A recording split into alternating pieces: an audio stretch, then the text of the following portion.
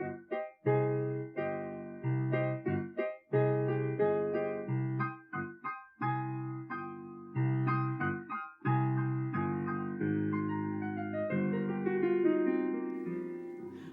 welcome to the Lisa Saunders Show. Today we're going to talk about caregiving. And that's why I've invited Dr. Joanne Z. Moore, a physical therapist who not only knows how to keep us physically strong while we're having the task of caregiving, but she also cared for her husband when he had cancer. And you run the caregiver support group at Niantic Community Church. Mm-hmm. So you're full of care. So can you tell us why it's important? Why did you want to talk about this? Now, I've done it for years. I know. And so I know why it's important. But I for know. somebody just turning it on thinking, why do I need to hear about this when everybody around me is fairly healthy? Why do we need to talk about it? Right. Well, caregiving is something that we do throughout our life, whether we're babysitting for children or taking care of our own children. But the fact of the matter is, most of us spend more years taking care of our aging parents and our aging spouses than we did taking care of our children. Oh, really? And that surprises all of us. Yes. Why does old age catch us by surprise? We know that it's going to happen, and Right. yet everyone is surprised by it. Wow, okay. First of all, before we get into the work of caregiving, what are the joys of caregiving? I mean, I know there are deep joys. I cared There for my really are. severely handicapped daughter for 16 years. You cared for your husband when he had cancer, and that was how long did that last? 7 years. So 7 years before he passed away. And I had my mother-in-law for 15 years after a stroke as well. So you really So- have done caregiving. I really have. It's a big part of my life. All right. What are the physical demands on caregiving? Because there are a lot. Caregiving is probably the hardest work that you ever do. Physical work are you talking about? It's physical, it's emotional, it's spiritual. It's done on little sleep sometimes. It's done on poor nutrition sometimes. And it's done with multiple demands coming at you. All right, then what do you need to do? Like, you were going to show us some exercises, because I know when I was caring for my father, it was 2 months of just being in the hospital and not really going anywhere, eating terrible food, whatever I could get, and not having much room to exercise. What should we do? What are things we can do? Right. Well, the basis of all of our health is physical. I think that to keep ourselves in the best physical condition, and I didn't understand that at the time, and so I'm sharing something that I learned over time. I gained 50 pounds during those 20, 25 years that I was a caregiver in my home. I felt that I was on a short leash. I couldn't even go out in the yard without something going wrong in the house. And so what I've done is developed an exercise program that people can do in a very confined space. All right, this is great. Okay. Because sometimes you really don't want to leave them alone. Right. If you're in a hospital room, for example, they're at everyone's mercy, and you feel guilty leaving them alone, and you're worried. Right. So can you show us, what can we do in a hospital room, in so little room with, you know, we didn't bring all Absolutely. our weights and all those other Right. things without our equipment. What can we Okay. do? Okay. Well, the first thing to do is deep breathing exercises so that you relax and that you get your good oxygen to your whole body. So you can start by just deep breathing, using your whole lung. And what does that really do for you? Like, I always see that, but I always wonder, Well, what does that first of all, really it gets do? you oxygen so that you can think more clearly. Are you really need to do that to get enough And oxygen? it stimulates the vagal nerve next to your abdominal aorta, and that helps pull in your parasympathetic nervous system and helps you relax. Really? So there's really It really something does. to it. There's It's not something that somebody just made up. Correct. This is why I like having a physical therapist tell us, because they can tell us what's going on. Right. Okay. It pulls in your parasympathetic nervous system, which is your sense of relaxation. Okay, and then just simple exercises like rolling your shoulders back. You know. And what is that and- doing? Well, a lot of our work is forward, Right. and so we want to come back, keep the posture upright and good. I'm going to stand up. You know, Okay. the pressure we're under is so negative when someone we love is sick that we start to have this hunched posture. And so what I'm doing is bringing you up, back, having you breathe more deeply. Pull your head back. It gives your spinal cord a straighter line. Side bend, left and right. Should you go as far as you can, or? As far as is comfortable. There should never be any pain with exercise. And you can rotate left and right. And this might not seem like a lot, but if somebody's in the hospital for 2 weeks and then you have to come home and you're starting to lift and help them in and out of the wheelchair, you're doing a lot of these motions. And if you've been sitting there eating donuts for those 2 weeks, it's going to be much harder to do this. Right, okay. And then you want to get stronger. So you can do things, you know, in any hospital room, there's going to be a little bath basin and a bunch of towels. So you go find it. And that's really all the equipment that you need. And you can put it down on the ground, lift it up, and then lift it way over your head. And you can repeat that. Now that's so light that I wonder, is it really doing anything for you? Well, you can find things in the room. Often they'll have those little canned drinks that weigh a couple of pounds. Okay. Or fill it up to where it's a comfortable weight for you. Okay. You should be able to do it between 15 and 30 repetitions. It shouldn't be, if you can't, it's too heavy. Take I something wished I out. had done all that, because then I didn't realize that I was getting so out of shape that then You I started don't. pulling my neck out and my back, and not realizing it was all because I just hadn't done these normal You're right. movements. Okay. Get that away. And then you can do a sit to stand, where you come to the edge of your seat and just come up and down. Don't use your armrests if you don't have to, and just repeat. And what is that? That's really Strengthening getting your legs? quads in there. Okay. Because if you're going to have to lift that person, then these muscles need to be strong. All right. Now, how do you lift? I know people always say how to do it, and I always forget. What's the safe How to way to lift? lift? Yeah. Well, you want to use your legs because those are the biggest muscles. Okay. You want to keep your core in a neutral position, not bending way forward or way back. So you're going to get as close as you can to the object that you want to lift, and you're going to hug it as close to you as you can, because everything weighs more when it's way out there. Right. So you're going to keep it here, and then keep your back in a neutral position, and rise using your leg muscles. Okay. And then try not to twist with the weight in your hand, but try to step instead, and then lower. Wow. That's a good thing you were a physical therapist. Do you think that helped you? Well, you said you still Absolutely. gained 50 pounds. How could you avoid that when you're sitting in one spot? When someone came to visit and they were trying to be kind, they would bring a pastry. Right. So, and of course I took it. But what you need to do is say, what I'd like is for you to go for a walk with me. Or would you sit with him or her while I go for a walk? Oh, so these are good things to ask people who want Right. to help. All right, so that's what or you could say, oh, next time you bring me food, because I was desperate for real food Right. when I was in the hospital, and it was Right. so hard to get because I couldn't leave. Right. Whether it was my daughter or my father, I couldn't leave them. Yeah, just bring me a bowl of fruit. That's really what you should ask for. Okay.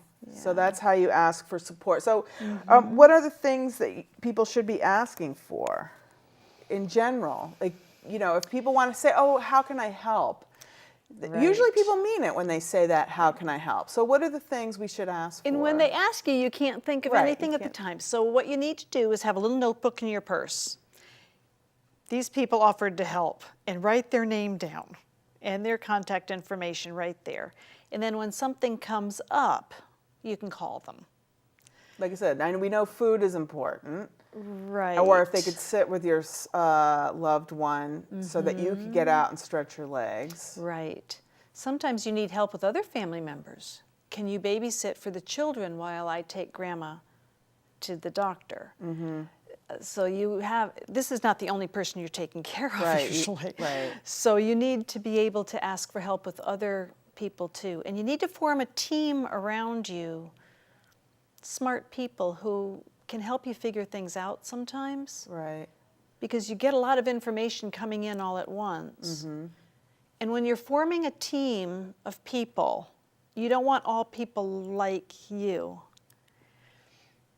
For example, if you're a very conciliatory person, trying to go along and get along and make peace with everyone, you need someone else who doesn't mind a little conflict, who kind of gets charged up by stirring the pot.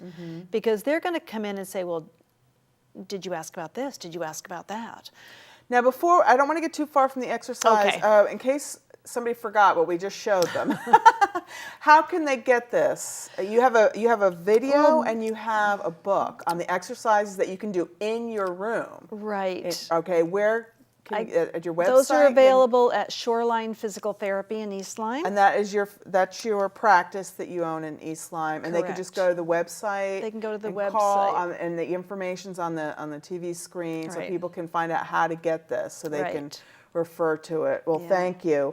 I wonder, you thought it was important that we understand the diagnosis. Now, I found it upsetting that I felt like I knew more of the diagnosis and I didn't really want to share it so that the patient would give up hope. But you say it's important to understand the diagnosis, and why is that? Well, I think it's very important to understand the diagnosis because it helps you set realistic expectations for the patient. In other words, if you know that the diagnosis is Alzheimer's, you're not going to get frustrated when they ask you the same question 5 times. Okay. Because you know that it's not that they're not trying. You know that they really can't remember what you told them a few minutes ago. And so it helps keep your frustration level down if you understand that they really can't do that. Okay. Or if the person can do better if they try, then it gives you that cue that you should encourage them, give them a second chance, maybe teach it a different way, and try to bring out the best in them so that they can be as independent as they can be, and with as little frustration for both of you as possible. Now, how many total years were you caring? Were you caring for your husband and your mother-in-law at the same time? No, thankfully. So you had how many years of caregiving? Well, 15 with my mother-in-law and 7 with my husband. That's a lot. And we haven't talked about my parents yet. Have you? And then what about your parents? Well, they're pretty independent. So far. Yeah. Yeah. And how do you choose? So say you need to, your spouse is sick, or you have a mother coming to live with you. What kind of adaptive equipment? How do you even go about doing that? Right. Well, when we moved my mother-in-law up here from North Carolina, we rented an RV and we put her bedroom furniture in, and she was able to lie down and sleep in the RV on the way up.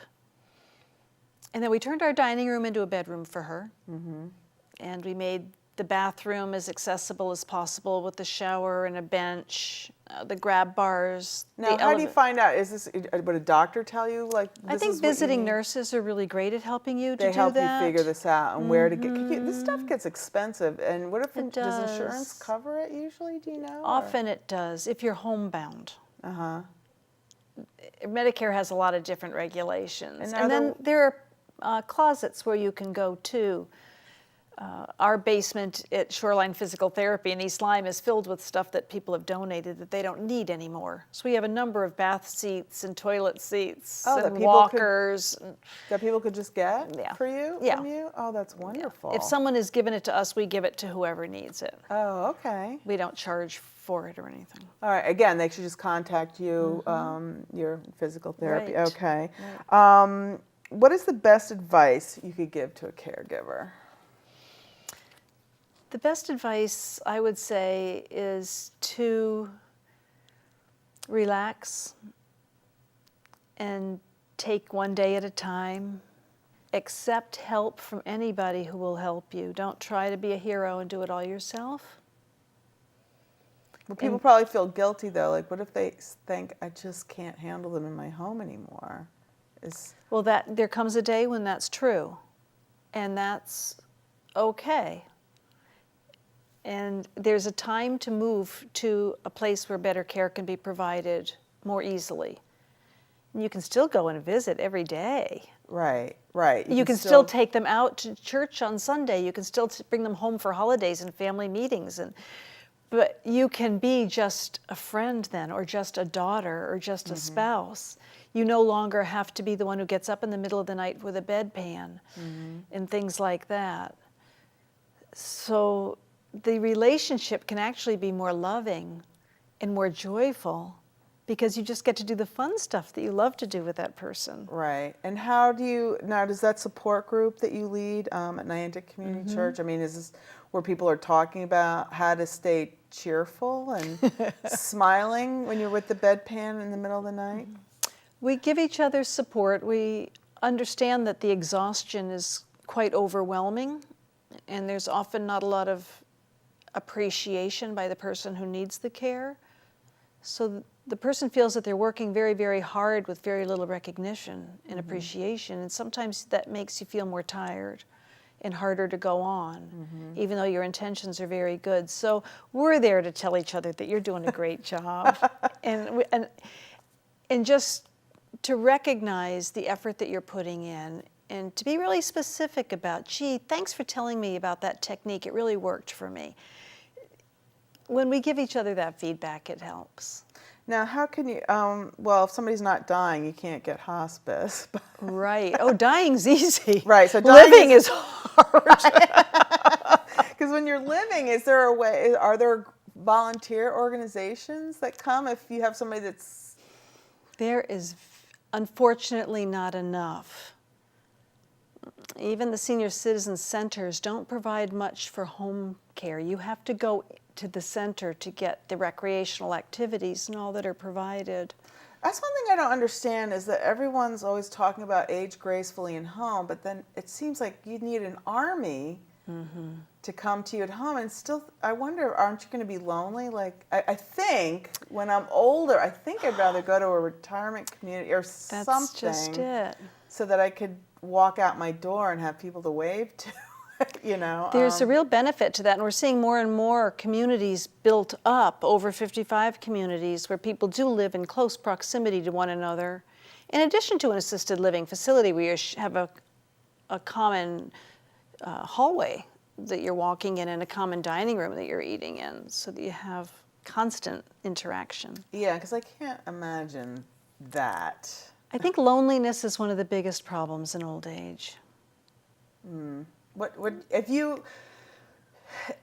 have to go, if you can't take care of yourself anymore, what's your ideal, because you've been on the outside looking in, what would be your ideal situation if you can't take care of yourself anymore? I had a very frank conversation with my sons and their wives. I sat the four of them down, and I told them first off that I trusted them, and that if there came a time that they felt that I couldn't manage alone in the house for any reason, that they needed to do what they thought was right for me. What if you say, no, I don't want you, like, you're being reasonable now, but you know how you get a little older? That's why I said it now.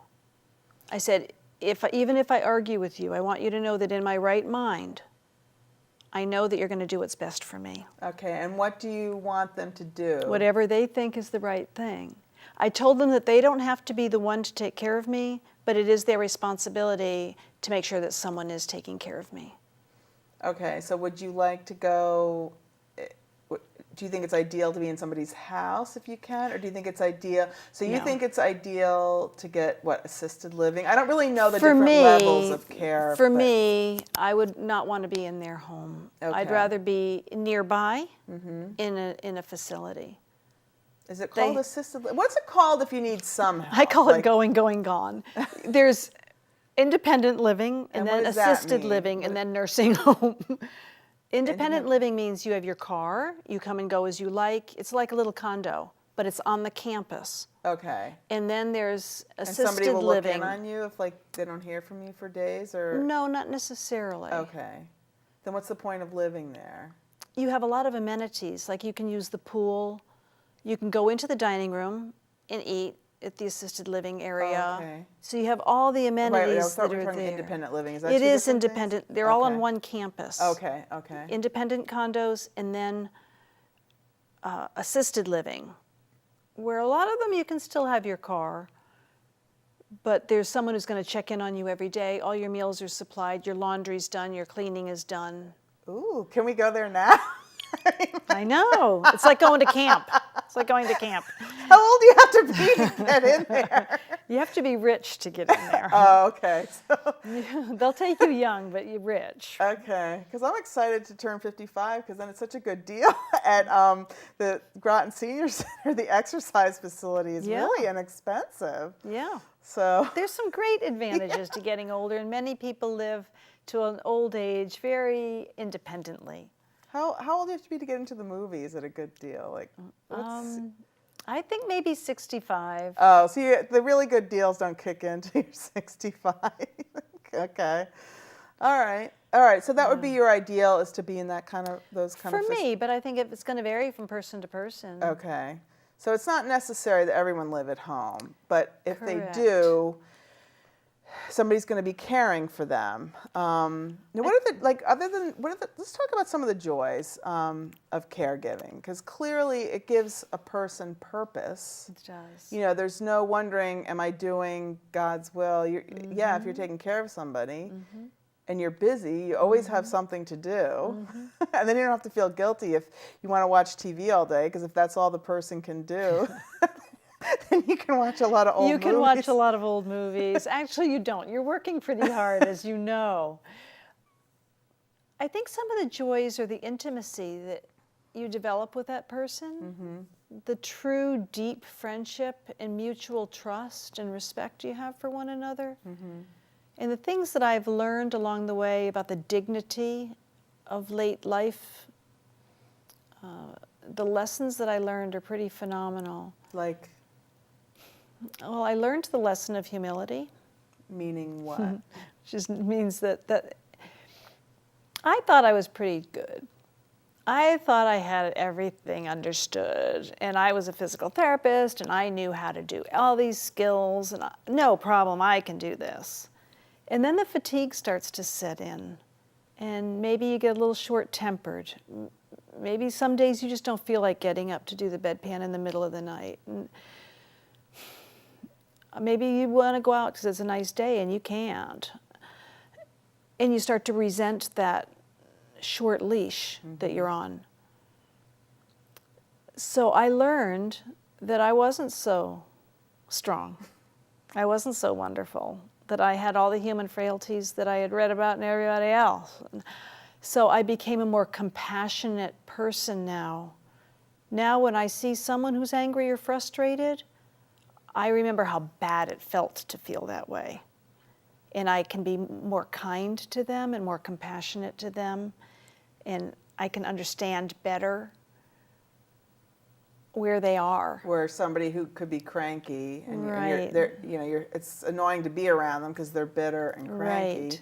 You understand if they're a caregiver. I now come from it with a much more compassionate point of view. What would you say to somebody who's going through a I'd say, hard time?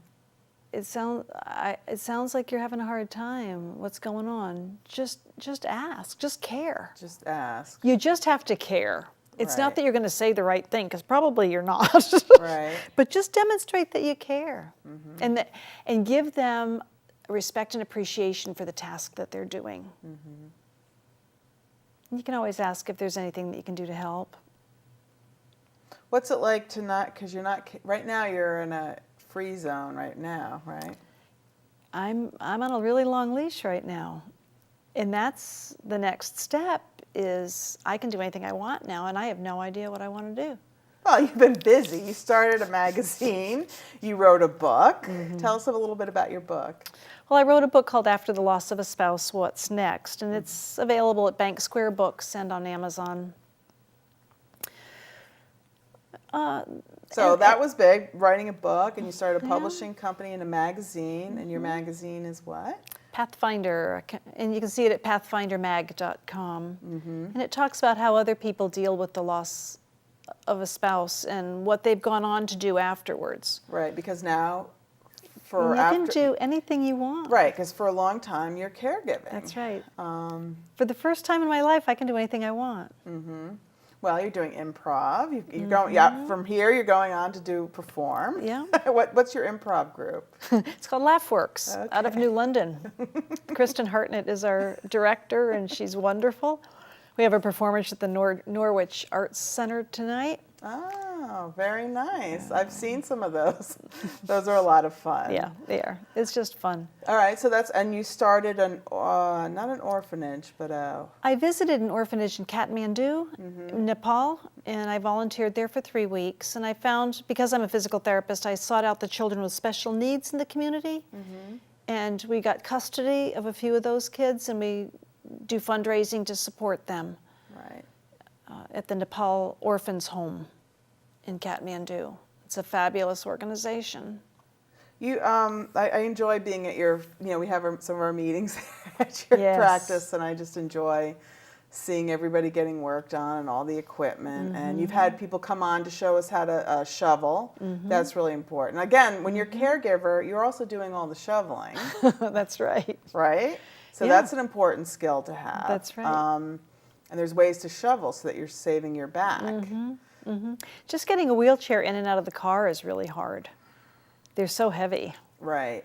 So if you can afford it, get a small travel wheelchair that doesn't weigh much, that you can just always leave in the car. And that way, you're not lifting a heavy wheelchair in and out all the time. So these are the things that maybe if insurance doesn't cover, if people ask, what can I do? Maybe you could say, gee, if you really, if you wanted to start a fund for a light wheelchair, because I don't know, insurance isn't always going to cover a real wheelchair and a light wheelchair Right. and a this and a that. Right. Or they may provide an elevated toilet seat for one bathroom only, but you may have one in the bedroom and then one down at the other end of the house that you'd like to have too. Now, how do you deal with doing the Things like bedpan? that. Is that just something you have to not think about and just do it? Yep. Well, we only have 2 minutes left, so just what do you wish people knew? I wish that I knew that people would know that they're going to get old someday and talk to your adult children or the other responsible adults in your life. Talk to them and put it in writing, what it is that you want for yourself. Oh, that's Because- a good idea, putting it in writing. Because that's going to eliminate conflict among your children, and it'll help them with their decision making, and it'll ease their guilt if they do have to put you into a home somewhere. So I think talking about it as a family and letting them know how you feel and giving them permission to only supervise your care and not be the main providers of it, and give them Right. permission to go out on a date once in a while with their spouse and to go on vacation and to enjoy their lives. Right. Because we can't- don't want to take their lives from them. Right. Well, thank you so much, Joanne, you. for coming. It's my And pleasure. I'll do Thank those you, Lisa. exercises next time I'm trapped in a room. Okay. Well, thank you so much for joining us on the Lisa Saunders Show, and I'll see you next week.